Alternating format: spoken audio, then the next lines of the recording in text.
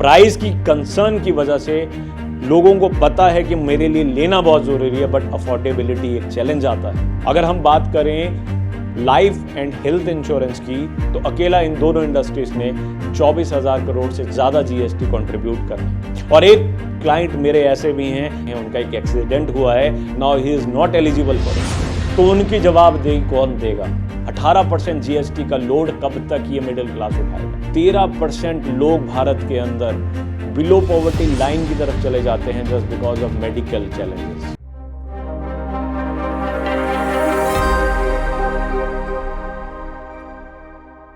Budget budget budget, और ये budget में सरकार का फिर सामने आया है दोगलापन, और वो दोगलापन सीधा हिट करता है मिडिल क्लास फैमिली को, हम जैसी फैमिलीज को, क्योंकि हमें बहुत ज्यादा उम्मीद थी कि इंश्योरेंस के अंदर जीएसटी को वेव ऑफ किया जाएगा या एटलीस्ट 5% पे लेकर आएंगे। 18% जीएसटी का लोड कब तक ये मिडिल क्लास उठाएगा? बीपीएल कैटेगरी में अगर देखें तो आयुष्मान भारत योजना है उनको सपोर्ट करने के लिए। अपर क्लास को जरूरत ही नहीं है, उनके फाइनेंशियल एसेट्स इतने स्ट्रांग हैं कि उन्हें कोई भी इंश्योरेंस की जरूरत रियल टाइम पे नहीं है। बट अल्टीमेटली मिडिल क्लास हमेशा जूझता रहेगा, और वो जूझता रह रहा है taxes after salary, taxes after purchase, और taxes for buying a basic and important that is a insurance.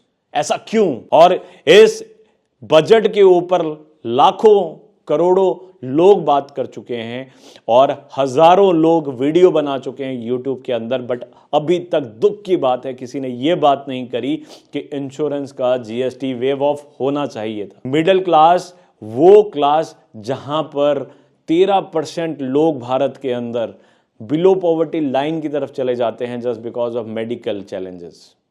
ये वो चैलेंजेस जो उनको और उनकी फैमिली के भविष्य को धकेल देते हैं अंधकार की ओर, क्योंकि अल्टीमेटली इंश्योरेंस इंडिया के अंदर अभी भी बहुत ज्यादा कंफ्यूजिंग है और बहुत ही ज्यादा अभी भी पीछे है।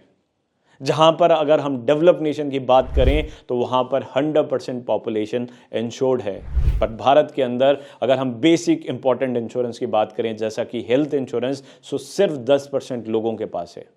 और अगर हम उस डाटा के अंदर डीप डाइव करें तो सिर्फ 3% मिडिल क्लास लोग हैं जिनके पास हेल्थ इंश्योरेंस है। और वो प्लेटफॉर्म जो लग रहा था कि शायद इस बजट के थ्रू मिडिल क्लास फैमिली के पास आएगा, और वो होगा accessibility to get the insurance. हर साल मिडिल क्लास लोगों को जाने ही कितने लोग इंश्योरेंस के नाम पर, इन्वेस्टमेंट प्लान के नाम पर गलत चीजें चिपका देते हैं। वो बड़ी मुश्किल से एक लिमिटेड बजट से वो कुछ चीज परचेज करते हैं और अल्टीमेटली वो चीज फ्यूचर में काम भी नहीं आती। और जो इंपॉर्टेंट चीजें लेनी चाहिए, एटलीस्ट उन चीजों को पर्टिकुलरली एनकरेज करने के लिए जो सरकार को फोकस एरिया करना चाहिए था, वो पहला था हेल्थ इंश्योरेंस, दूसरा था डिसेबिलिटी इंश्योरेंस, तीसरा था घर का इंश्योरेंस, और चौथा था टर्म इंश्योरेंस। बहुत से एस्ट्रोलॉजर्स ने और बहुत भविष्यवाणी करने वाले लोगों ने 2025 को एक बहुत ही खतरनाक साल पहले ही बता दिया है और कहा है इस साल लाखों फायर केसेस होंगे, महामारियां होंगी, बहुत बड़े फाइनेंशियल चैलेंजेस सामने आने वाले हैं, और बहुत से लोग उम्मीद लगाए बैठे थे इस बजट में शायद इंपॉर्टेंट इंश्योरेंस जितनी भी है उनके ऊपर से जीएसटी वेव ऑफ कर दिया जाएगा, या एटलीस्ट इनकम टैक्स स्लैब्स को बढ़ा दिया जाएगा। जहां पर हेल्थ इंश्योरेंस आज भी सिर्फ 25,000 रुपए की है, और ये 25,000 वाला जो स्लैब है कि आपको अगर आप अपने लिए हेल्थ इंश्योरेंस लेते हैं तो 25,000 रुपए 80D के अंदर आप क्लेम कर सकते हैं। यही 25,000 का वो स्लैब एनकरेज करता है उन लोगों को गलत हेल्थ इंश्योरेंस लेने के लिए, और वो ले लेते हैं ऐसा इंश्योरेंस जो कि अंडर इंश्योरेंस होता है, बिकॉज उन्हें लगता है यार मुझे सिर्फ 25,000 का ही इनपुट मिलेगा, तो 5 लाख की पॉलिसी आती है तो 5 लाख ले लें, 10 की आती है तो 10 ले लें। सो एटलीस्ट आपको ये 50,000 लेकर आना चाहिए था ताकि लोग इनडायरेक्टली सही कवरेज की तरफ बढ़ते हैं। लोग आपसे बहुत उम्मीदें लगाए बैठे थे, और मैं आपसे उन सभी उम्मीदों को कोलैबोरेट करके ये वीडियो आप तक पहुंचाना चाहूंगा उन करोड़ों लोगों के लिए कि जीएसटी इंश्योरेंस में कंप्लीटली या तो वेव ऑफ हो जाए या एटलीस्ट 5% हो जाए। अगर हम बात करें लाइफ एंड हेल्थ इंश्योरेंस की तो अकेला इन दोनों इंडस्ट्रीज ने 24,000 करोड़ से ज़्यादा जीएसटी कंट्रीब्यूट करा है। और अगर हम जनरल इंश्योरेंस इंडस्ट्री को भी इंक्लूड करें तो ये डाटा 40,000 करोड़ को भी क्रॉस करता है। बट आखिर क्यों दें हम ये जीएसटी, जहां पर हर नेशन अपनी पॉपुलेशंस को बेसिक इंश्योरेंस प्रोवाइड कराता है, वहीं पर दूसरी तरफ भारत में वो मिडिल क्लास के लिए फैसिलिटी है ही नहीं, और अगर है तो वो भी at the additional cost of 18%। But why so, ऐसा क्यों और कब तक?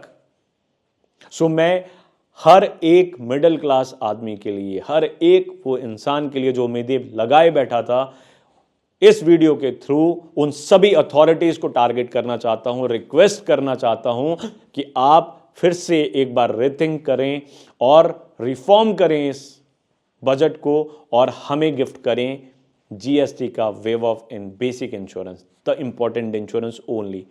हम ये नहीं चाहते, आज भी देखते हैं कि इंश्योरेंस के अंदर, लाइफ इंश्योरेंस के अंदर लोग ऐसे ऐसे प्रोडक्ट सेल कर देते हैं जो मिसलीड करते हैं एक आम आदमी की फाइनेंशियल वेल्थ को।